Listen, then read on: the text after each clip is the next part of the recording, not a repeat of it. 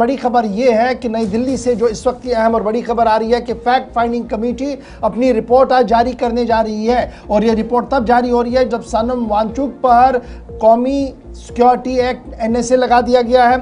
और इस ज़िमन में अब इतलात और ख़बर यह है कि फैक्ट फाइंडिंग कमेटी ने अपनी रिपोर्ट तैयार कर दी है।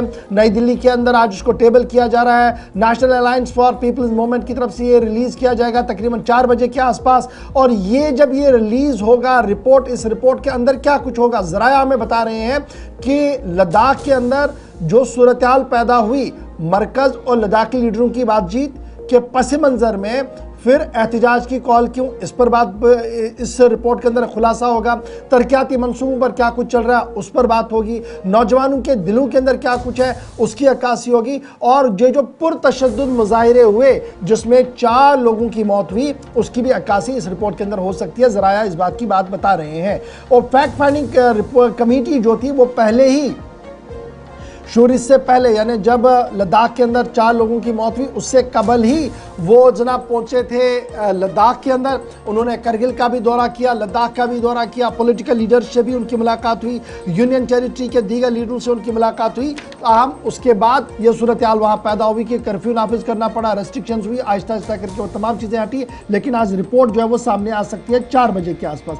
इस बीच लद्दाख से ये इतला भी है, बड़ी इंपॉर्टेंट है, कि कल ही रात देर गए सोनम वांगचुक साहब की अहलिया ने सुप्रीम कोर्ट का दरवाजा खटखटाया था, जिस दौरान उन्होंने इंसाफ की गुहार लगाई। कहा कि उनके अहले खाना को उनसे मुलाकात की इजाजत नहीं दी जा रही है, न वो डोजियर दिया जा रहा है कि किन मुद्दों पर उन्हें गिरफ्तार किया गया है, न उन्हें यह बताया जा रहा कि वो कहां पर है। जिस बीच इतला यह है कि अब दशहरा की छुट्टियां जो ही ख़त्म होंगी सुप्रीम कोर्ट के अंदर, उसके फ़ौरन बाद इस पर सुनवाई जो है वो लगभग नए अगले हफ्ते में शुरू होगी। और उसके बाद ही पता लगेगा कि क्या कुछ अदालत वहाँ पर कहेगी। लेकिन दूसरी तरफ से मुख्तलिफ लीडर्स जो हैं वो बयानात भी दे रहे हैं। वो बयान क्या आ रहे हैं ज़रा फटाफट से पहले आपको उत्तर प्रदेश के एक बड़े मजहबी पेशवा की बात भी सुनाते हैं, जिसके बाद हम सीधे लद्दाख चलेंगे जहाँ से मोहम्मद इसहाक हमारे साथ ज्वाइन करेंगे। बात यह है कि सोनम वांगचुक जो है उनके बारे में पूरा देश जानता है। उनका जो योगदान था विशेष करके नई पीढ़ी के लिए, उसको रेखांकित करते हुए फिल्म तक बनी और पूरे देश के लोगों ने पसंद की उस फिल्म को। और फिर भारत की सरकार ने उनको सम्मान दिया। भारत की सरकार जब किसी को बड़ा सम्मान देती है तो उसके बारे में साफ जानकारी पहले कर लेती है कि ये किसी गलत गतिविधि में तो नहीं है। उनके विभाग हैं इंटेलिजेंस के, उससे सब जानकारी उसकी पूरी खंगाल ली जाती है कि कहीं गड़बड़ आदमी तो नहीं है, कल को हम फंस तो नहीं जाएंगे। तो जब इनको सम्मानित किया गया तो इनकी सारी जानकारी पहले भारत सरकार ने की ही होगी। तो जब उस समय ये अच्छे थे और इनको पुरस्कृत किया गया तो आज अचानक उनके ऊपर राष्ट्रद्रोह का मुकदमा लगा करके उनको जेल में डाल देना बहुत ही चिंता का विषय है। इससे जो सच्चे लोग हैं वो लोग घबराए हुए हैं कि हम अच्छा काम भी करने के लिए निकलेंगे तो हमको भी पीड़ा दी जा सकती है। तो इसलिए सोनम वांगचुक जैसे लोगों को इस तरह की धारा में बंद नहीं किया जाना चाहिए। ये धारा उनके ऊपर से हटाई जाए और उनको मुक्त किया जाए। अभी पेशवा नहीं है, मुख्तलिफ इलाकों से भी इस तरीके की आवाज़ आ रही है। लेकिन लद्दाख चलते हैं सीधे, जहाँ से मोहम्मद इसहाक हमारे साथ ज्वाइन कर चुके हैं। इसहाक ज़रा अपडेट करिए, जो फैक्ट फाइंडिंग कमेटी थी ये कब लद्दाख के अंदर आई थी, कितने दिन ये लद्दाख के अंदर रुकी, और क्या दोनों डिस्ट्रिक्ट्स लेह और कारगिल के अंदर ये चली गई है? और ये जो 4 बजे की बात आ जा रही है कि इसको पब्लिक किया जाएगा रिपोर्ट को, क्या तवक्कात है लद्दाख के लोगों की? जी, जिस तरह से पैन इंडिया से मुख्तलिफ जो सोशल और पॉलिटिकल एक्टिविटीज़ देश की मुख्तलिफ जगहों से लद्दाख का 5 रोज़ा टूर किया था और ये 15 तारीख को लगभग ये विजिट मुकम्मल हुआ था। उनका था कि मोटिव अंडरस्टैंडिंग लद्दाख के नाम से उन्होंने ये विजिट शुरू किया था। तो मेन उनका था कि जिस तरह से जो डेलीगेशन है, इस डेलीगेशन का कि सिविल सोसाइटी ऑफ इंडिया के मुख्तलिफ जो है जगहों से था, जिसमें लद्दाख के जो मूवमेंट्स हैं स्टेट और 6 शेड्यूल के हवाले से सॉलिडरिटी पेश करते हुए देखा गया था। जिस डेलीगेशन में संदीप पांडे जो है, सुमिया दत्ता, शाहिद सलीम और उसके अलावा सज्जाद करगिली लद्दाख से और भी बहुत सारे लोग मौजूद थे। तो लद्दाख का जब दौरा किया, सबसे पहले लेह में उन्होंने लेह का विजिट किया और उस वक्त सोनम वांगचुक का अनशन चल रहा था और अनशन में भी उन्होंने भाग लेके अनशन में सोनम वांगचुक को समर्थन किया और लद्दाख के मूवमेंट को समर्थन किया और उसके बाद एपेक्स बॉडी लेह के साथ भी मुलाकात किया और लद्दाख को अंडरस्टैंड करने की कोशिश की, उनका कहना था। इसके बाद करगिल का विजिट किया, करगिल में करगिल डेमोक्रेटिक अलायंस के साथ विजिट किया और मुख्तलिफ जो करगिल के लोग हैं, सोशल जो सेक्टर से ताल्लुक रखने वाले लोगों से मुलाकात करके जानने की कोशिश की। तो आज जिस तरह से अपडेट आप बता रहे हैं कि 4 बजे जो है फैक्ट फाइंडिंग रिपोर्ट पेश किया जाएगा।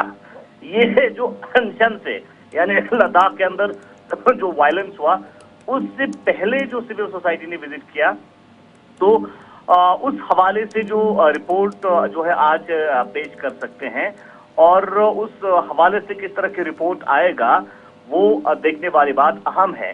लेकिन जो सिविल सोसाइटी का विजिट है ये वायलेंस से पहले है और 15 तारीख को इनका जो विजिट लद्दाख में मुकम्मल हुआ था, मुख्तलिफ लोगों से बात की थी।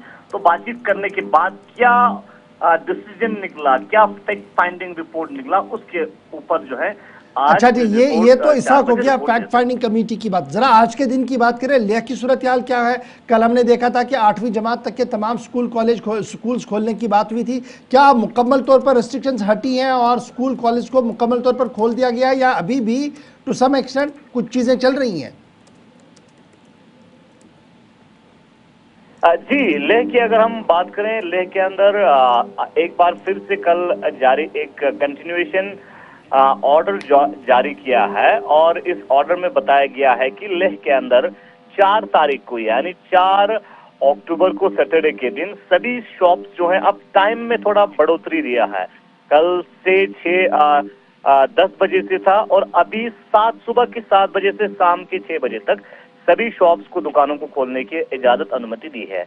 और स्कूल की बात करें, स्कूल फिलहाल जिस तरह से कल से ये नोटिफिकेशन जारी किया था, ऑर्डर जारी किया था, स्कूल 8 क्लास से ओपन रहेगा और आज भी school up to 8 class open रहेगा। और पब्लिक ट्रांसपोर्ट के हवाले से एक अहम अपडेट ये है कि जो पब्लिक ट्रांसपोर्ट बसेस हैं, पब्लिक ट्रांसपोर्ट बसेस को जो है लेह के अंदर चलाने की परमिट जो है, ऑपरेट करने की परमिट दिया गया है आज के लिए, जिसमें मजदा का स्पेशली जिक्र किया है।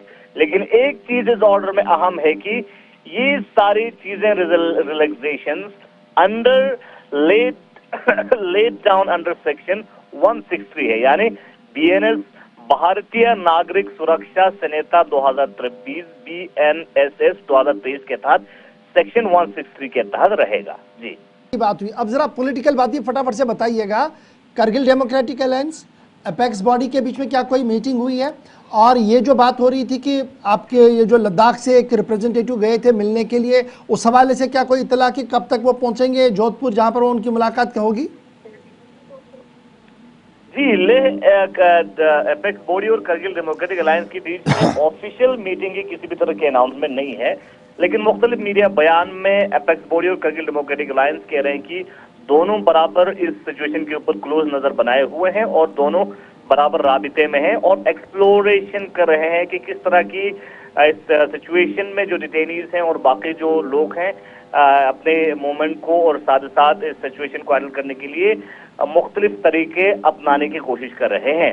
दूसरी जानिब जिस तरह से सोनम वांगचुक की फैमिली और लीगल जो एपेक्स बॉडी के लीगल एडवाइजर हैं, उनको मुलाकात करने की बात जिस तरह से कल सामने आया था, आज जराये के हवाले से खबर मिली है कि आज से जो है फिलहाल कंफर्म नहीं है, लेकिन इस तरह की अपडेट है कि आज कहीं ना कहीं सोनम वांगचुक के साथ मुलाकात करने की अनुमति दिया जा सकता है। लेकिन अभी तक किसी भी तरह की रिटर्न अपडेट देखने को नहीं मिला है। Return order, verbally hourly statement कल देखने को मिला था कि उनको मिलने की इजाजत दी गई है। जी, बहुत बहुत शुक्रिया मोहम्मद इसाक, तफसीलात फराहम कर रहे थे। लेह की ताज़ा तरीन सूरत हाल और अब बाज़ाब्ता रिपोर्ट 2 से 3 हफ्तों के अंदर आने का इम्कान है। इंतज़ामिया की अगर कहीं नाकामी रही, सिचुएशन को हैंडल करने में गलतियां हुई, कोताहियां हुई, सब चीज़ें एक वाइट पेपर की सूरत में आप सबके सामने आएंगी।